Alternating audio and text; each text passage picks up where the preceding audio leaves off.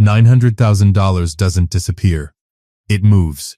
It sits in accounts, gets wired in tranches, shows up on bank statements with dates and reference numbers attached. So when my daughter-in-law called me on a Thursday afternoon in October, asking where the rest of my money was, I found that question almost funny. Almost, I didn't know it yet, but that phone call was the last conversation I'd have with Jessica, where she still thought she had the upper hand. My name is Bob Williams. I'm 67 years old, and for 34 years I practiced commercial real estate law in Tulsa, Oklahoma, the kind of law where you read every clause twice, because eventually somebody's handshake deal ends up on your desk as a lawsuit.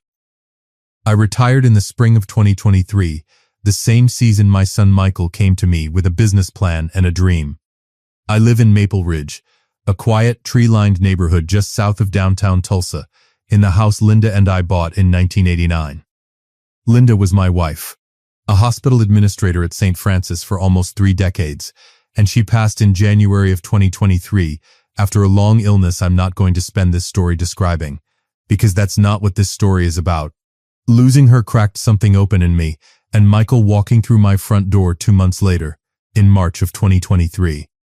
With a binder full of spreadsheets and a look on his face I hadn't seen since he was 12, building a treehouse felt like the first good thing to happen in our family in a long time. The binder was for a physical therapy and rehabilitation clinic. Michael is a doctor of physical therapy. He'd earned his doctorate from the University of Oklahoma's Health Sciences program and spent 6 years working under other practitioners around Tulsa, quietly hating that he didn't own any of it. He wanted to call it Ironwood Rehabilitation and Wellness in a storefront on South Peoria Avenue in Brookside, the commercial strip along the old streetcar line, lined with coffee shops and exactly the kind of foot traffic a new clinic needs. He needed $900,000 to make it real. Build out, equipment, staffing, 18 months of operating reserve. And he was asking me. Linda and I weren't wealthy in the way people picture wealthy. We were careful. I had a law practice that did well, she had a steady hospital salary, and we lived below what we made for 3 decades. By the time I retired, between savings, investments, and Linda's life insurance, I had enough to do this for my son without putting myself in the poorhouse. I did not do it lightly, but I did it. Here's the part that matters for everything that comes after. I am a contracts attorney. I have spent my entire career telling other people that family deals without paperwork are the ones that end up in court. I almost made that exact mistake myself. Almost. Michael wanted to keep it simple between us. Dad, this is family, he told me at my kitchen table in March of 2023. We compromised. I would not take a seat on whatever business entity he formed, would not put my name on the door. But an investment of this size needed to be documented, not because I distrusted him, but because paperwork protects a relationship from misunderstanding, not the other way around. He agreed faster than I expected. Looking back, I think he agreed because he didn't think it would ever matter. I called my old friend Dave Brennan, who I'd known since our kids were in the same Cub Scout troop back in the early 90s. Dave spent 38 years as a title examiner for Tulsa County and still had contacts who could move paperwork quickly. In May of 2023, with a real estate attorney friend drafting the language, we filed a recorded security interest against the commercial lease and business assets of Ironwood Rehabilitation, a deed of trust tied to my investment, with a clause that any material misrepresentation of the business's financial condition to me, the secured party, would constitute default. Michael signed it without much fuss. Jessica signed it too, in their apartment kitchen on a Sunday evening, a glass of iced tea sweating onto the paperwork. I remember her saying, "It's just a formality, right? Dad always does paperwork," and laughing it off. Neither of them read past the first page. For a while, things were good. Michael called every Sunday evening through 2023, walking me through renovation progress, equipment orders, the slow transformation of an empty storefront into something that looked like a real clinic. He sent photos of treatment tables getting wheeled in, called me voice cracking the day the Ironwood sign went up. Those calls were some of the best evenings I had that first year without Linda. Then, in January of 2024, Jessica took over the clinic's finances. She'd worked 6 years at a Tulsa orthopedic group handling insurance claims and accounts payable, and on paper it made sense for her to manage the books while Michael focused on patient care. Michael explained it almost sheepishly. I didn't object. She was qualified. She was family. Remember that word. Qualified, it's true, and it's also exactly the kind of true that makes a person dangerous. The Sunday calls got shorter, then less frequent. By summer 2024, they'd stopped almost entirely, replaced by the occasional text and, every few weeks, a forwarded invoice with a note that said need this covered by Friday and nothing else. No how are you doing, Dad, just numbers and deadlines. I told myself this was normal. Businesses demand everything in year one. I'd read enough about overbearing fathers-in-law to know I didn't want to become one, so I let it go for over a year. Which brings me to Thursday, October the 16th, this year. I was in my kitchen in Maple Ridge a little past 2 in the afternoon when my phone rang. Jessica's name on the screen. I picked up expecting small talk, maybe an update. Instead, did you get the invoice I sent? The equipment supplier needs payment by Friday, or they're holding the next shipment. No hello. No how are you, Bob? Good. Can you confirm the transfer today? I told her I'd seen the invoice and would look into it. Then, because I'd been sitting on this question for weeks, turning it over the way you turn over a tooth with your tongue when something feels wrong, I asked her directly. Jessica, when exactly is the grand opening? I haven't heard a firm date. There was a pause. Not a long one. Just long enough that I noticed it. Oh. It was 6 weeks ago. Her tone stayed flat, like she was mentioning the weather. We did a soft launch, family and close friends only. Real low-key. You know how Michael gets about pressure. 6 weeks ago. I did the math standing right there in my kitchen that put it back at the start of September. I had not received a call, not a text, not a single photograph of my son standing in the clinic that my entire retirement had built. I wasn't invited. Not a question. A fact. Laid on the table between us. It was just immediate family, Bob. We kept it small on purpose. A beat. Listen. I really need to know about that transfer. The bills are piling up and the vendor's threatening to pause. I told her I'd handle it. I hung up before she could say anything else, and I stood in my kitchen for a long time, looking out at the backyard. At the oak tree Linda used to call her favorite thing about the whole house. I thought about Linda and how she would have stood at that same window and told me plainly, the way she always did, Bob, something's wrong here, and you already know it. I let myself smile. Just slightly. Let me see what I can find out. That's not the end of this story. That's barely the beginning. Because I did look into it, every bit of it, and what I found over the following weeks wasn't a son who'd simply forgotten to invite his father to an opening. It was a financial picture that had been built, piece by piece, to keep me exactly where Jessica wanted me, writing checks and asking no questions. She had no idea what was sitting in a drawer in my home office, filed under ironwood. Closing documents, with her own signature on page 4. Welcome back to Sweet Family Revenge. Grab your snacks, get comfortable, and remember, the people in these stories had every chance to behave themselves. They just chose wrong. Drop a comment and be sure to subscribe. You're going to love it here. The Friday after that call, October the 17th, I drove out to Brookside. I hadn't been to the clinic in over 3 months. Jessica had mentioned construction noise made drop-in visits disruptive, and I'd respected that the same way I'd respected every other boundary she'd quietly drawn around my own son. The drive from Maple Ridge to South Peoria Avenue takes about 15 minutes, down Riverside past the park, into Brookside's commercial corridor. I parked across the street and looked at it for a minute before getting out. Ironwood Rehabilitation and Wellness. The sign was up, navy lettering on white, understated, plants in the window, healthy, established. Not the kind you put in a week before opening. Through the glass, a reception desk, a woman typing, 2 patients in the waiting area filling out clipboards.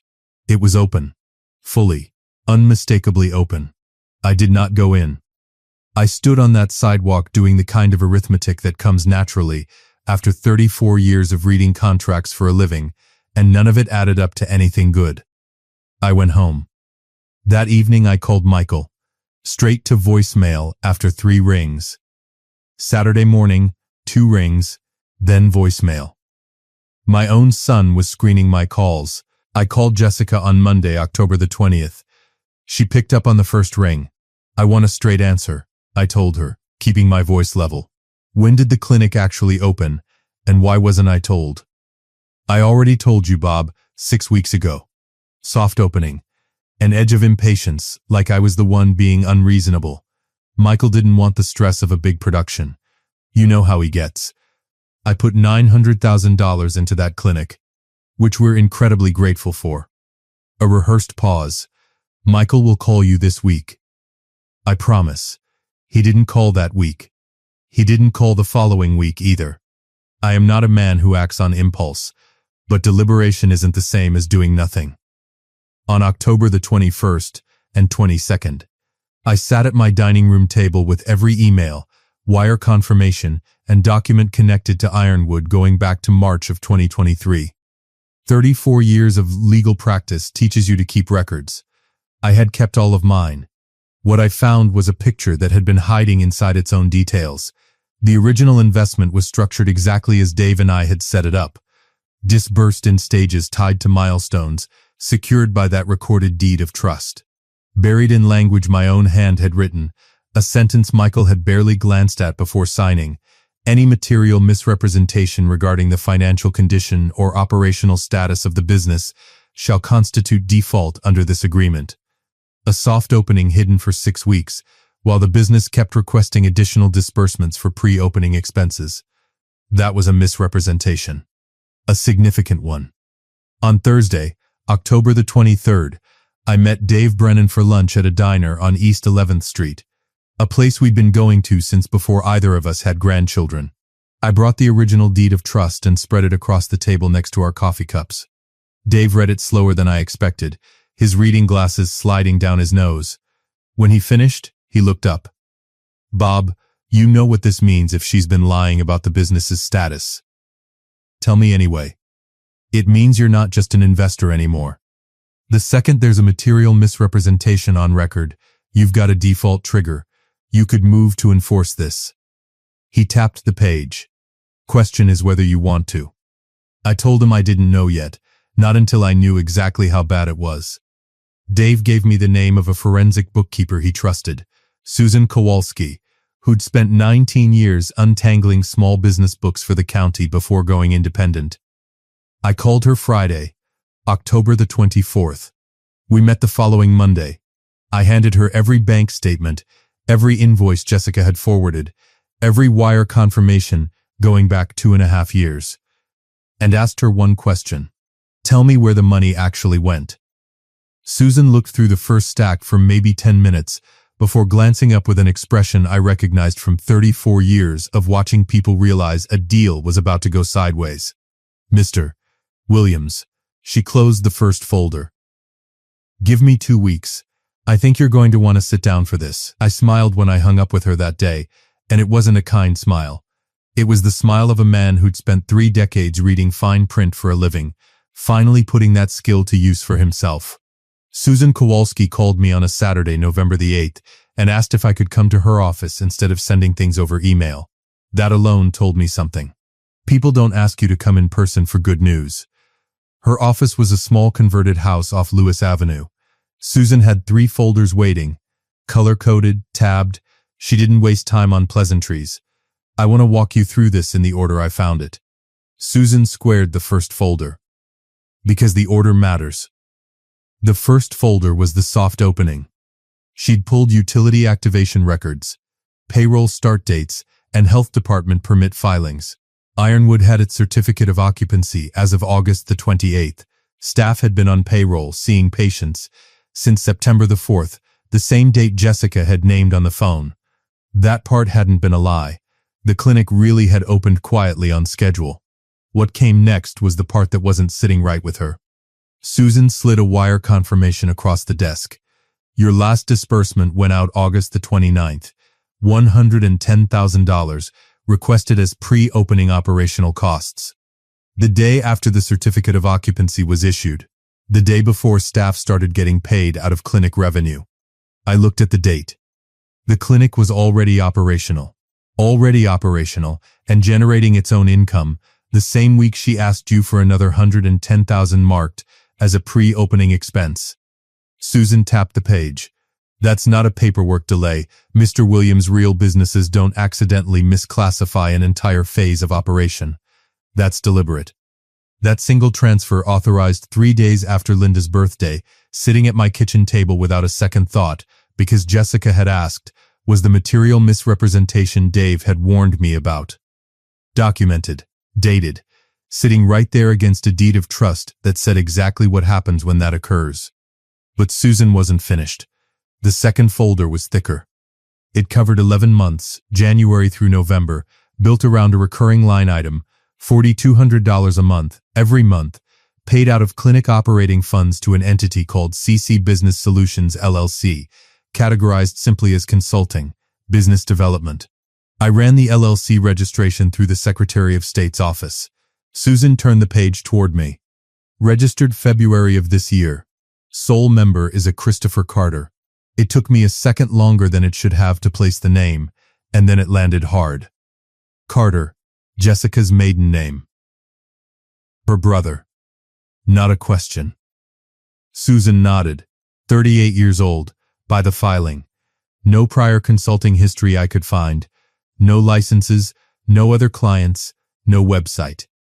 What I did find is a car loan he took out in March for a truck that costs more than what most consultants charge a small clinic for an entire year. Has he ever set foot in the building, as far as you can tell? Couldn't find a single staff log, appointment note, or email with his name on it. Not one. Susan tapped the folder. If he's done a day of consulting work for that clinic, there's no paper evidence of it anywhere. I didn't know it yet, but Christopher Carter wasn't being overpaid for thin work. He wasn't doing any work at all. I'd find that out for certain a few weeks later, and it would be uglier than I expected, even after everything Susan had already shown me.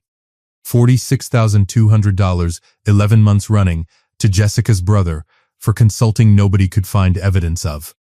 I sat in Susan's office and did the math out loud, slowly, the way I used to make first-year associates redo billing summaries until the numbers reconciled. Susan slid the third folder across last.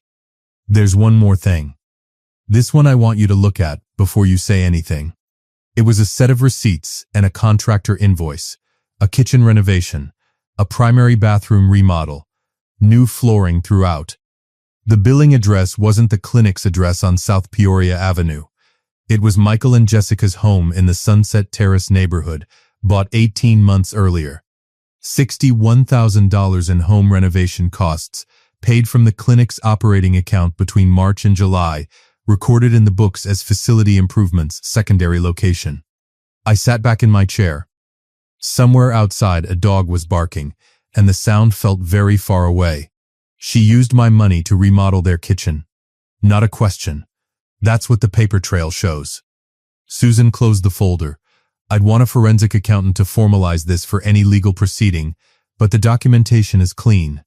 This isn't sloppy bookkeeping, Mr. Williams. Sloppy bookkeeping doesn't reclassify a residential remodel as a second clinic location. Somebody made a deliberate decision to disguise that expense. I thanked Susan, paid her invoice, and drove home to Maple Ridge with the windows down even though it was 60 degrees outside, because I needed the air on my face to think clearly. Here's what I want you to understand about that drive home. I wasn't angry yet, not in the way you'd expect. I was building the argument in my head before I ever said a word to the other side. The way I'd done at the start of every case for 34 years. I called Dave that evening. We met the next morning, Thursday, November the 13th, in his garage workshop where he keeps a card table set up for exactly these conversations. I laid out Susan's 3 folders. He read every page in silence. Dave set the last folder down. You've got default. Clean and documented. The misrepresentation clause, the undisclosed disbursement to an unrelated party, the misclassified personal expense, any one of these triggers it on its own. All 3 together, no judge in this state calls that ambiguous. What does enforcement actually look like? Your deed of trust gives you a recorded security interest in the business assets and the leasehold. Default means you can move to take control of that interest, bring in your own oversight, restructure the ownership stake, even force a sale if it came to that. You don't need their permission, Bob. You needed it not to come to this. But it has. I sat with that. I thought about Michael at 12, building a treehouse with Linda handing him nails through the kitchen window. I thought about him at 33, calling me breathless the day the Ironwood sign went up. I did not even once want to do this to my son. But I also thought about $110,000 requested the same week the clinic started generating revenue. About $46,000 to a man doing no visible work. About a kitchen renovation disguised in the books as a second clinic. I called Michael on Saturday, November the 15th. He answered on the fourth ring.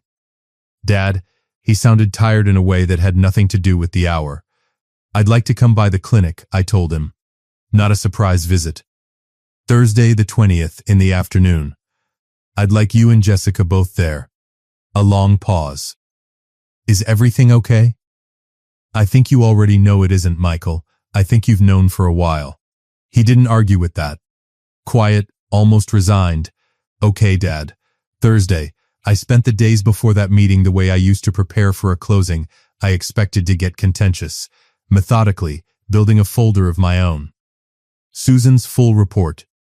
The deed of trust with the default clause highlighted. The wire transfers. The LLC filing with Christopher Carter's name next to Jessica's maiden name.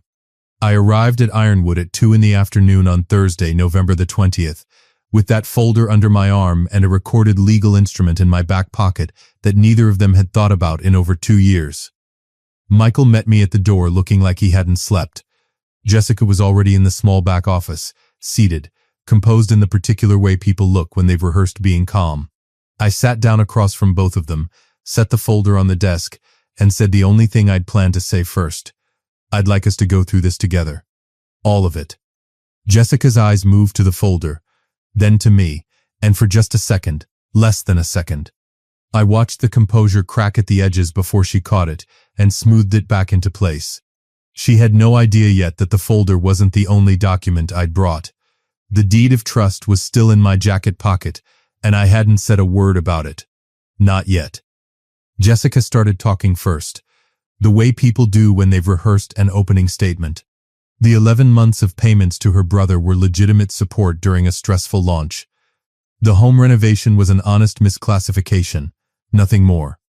Michael sat next to her, quiet, watching the version of events leave her mouth like he was hearing parts of it for the first time himself. I let her finish. 34 years of depositions teaches you the other side always talks themselves further out on the ledge if you let them keep walking. When she was done, I opened the folder and went through it page by page.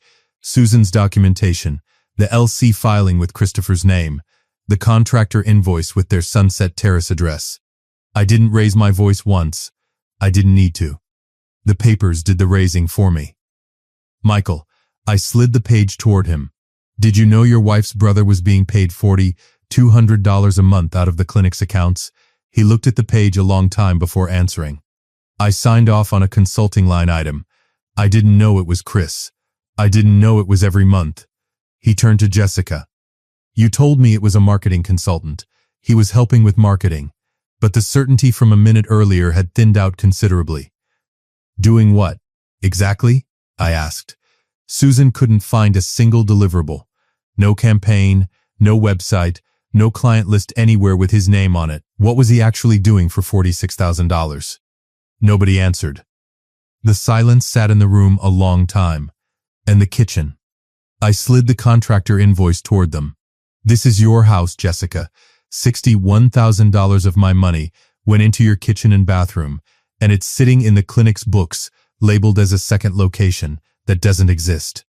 That was when Jessica's composure went somewhere else entirely. Her voice sharpened, defensive, the real conversation underneath the rehearsed one. You don't understand what it's been like. Running this place, dealing with vendors, dealing with you asking about money every other week. I kept my voice level. I asked about money because it was my money. $900,000 of it. I never asked for a board seat. I never asked for my name on that door. I asked to be told the truth, and for 2.5 years you made sure that didn't happen. I reached into my jacket pocket and set the deed of trust on the desk last, the recorded county stamp visible at the bottom. This was filed in May of 2023, I told them. Both of you signed it. It's a recorded security interest in the business and the lease, with a default clause for material misrepresentation of the clinic's financial condition. The hidden soft opening. The undisclosed payments to Christopher. The misclassified renovation. Any one of these triggers that clause. All three together isn't a misunderstanding. Jessica went still. Michael picked up the document and actually read it properly.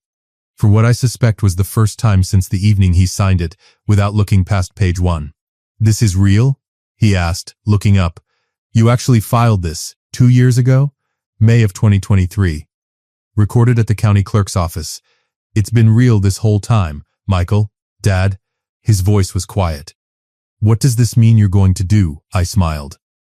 Not the kind of smile from a man enjoying someone else's downfall. The kind from a man who'd spent 3 decades learning exactly when patience runs out and precision takes over.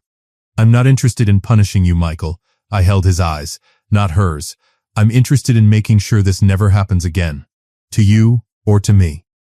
Effective immediately, under the terms of this agreement, I'm exercising my rights as the secured party. I'll be taking a controlling financial interest in Ironwood, 60%, structured through the existing security interest, with full visibility into every account and disbursement going forward. Jessica is removed from financial authority over the business entirely. You keep running the clinical side, Michael. That's yours. You earned that part." Jessica started to object. I held up a hand, still level. "This isn't a negotiation. It's a default remedy, already documented, already legal. Your accountant and my attorney can finalize the paperwork. I'd suggest you cooperate, because the alternative is a forced sale of the business assets to satisfy the note. And neither of us wants that." I looked at Christopher's LLC filing one more time. "The payments to your brother stopped today. If Susan's accountant determines those were fraudulent rather than legitimate, that's a conversation for a different kind of attorney." The room was quiet a long moment. Michael finally spoke, his voice rough. "Okay, Dad. Okay." Jessica didn't say okay. She sat very still, staring at the deed of trust, at her own signature at the bottom of page 4, and I think for the first time in 2.5 years, she finally understood the quiet father-in-law who never asked for a board seat had been the most dangerous person in this story the entire time. I left the clinic that afternoon and drove home with the radio off, because I needed the silence more than I needed noise. The restructuring took 5 weeks. Jessica's attorney pushed back twice. On minor points, Dave and my real estate attorney closed out without trouble. The paperwork had been written too well to leave room for argument. On Wednesday, November the 26th, the day before Thanksgiving, the final ownership documents were signed. I now hold 60% of Ironwood Rehabilitation and Wellness, with full financial oversight and a standing requirement that any expenditure over $5,000 requires my written approval. Christopher Carter's consulting payment stopped that same week. Susan's full forensic report put the total improperly diverted funds at just over $107,000. Whether that becomes a matter for the district attorney is still an open question. I haven't decided yet. Michael and I had Thanksgiving dinner together that year, just the two of us, at my house in Maple Ridge. Jessica didn't come. I didn't ask why. We sat at the same kitchen table where he'd first shown me that binder back in March of 2023, and ate without talking much. The way men in my family process things too big to say out loud right away. Eventually he spoke up. "I should have read it. The agreement. Properly, I mean. You should have," I agreed. "But you're going to read every document that crosses that desk from here forward. I'll make sure of it." He almost smiled. Threat or a promise? With me, I told him it's usually both. By the second week of December, the clinic was running under the new structure. Michael handling patients and staff, me reviewing the books every Thursday with Susan's help. No surprises, no disguised line items. Patient volume was up. A business runs more smoothly when the money isn't quietly bleeding sideways to people doing no visible work. I don't know yet what happens between Michael and Jessica. That's their marriage to navigate, not mine to fix. What I do know is this. I spent 34 years telling clients the contract you don't think you'll ever need is exactly the one that ends up saving you.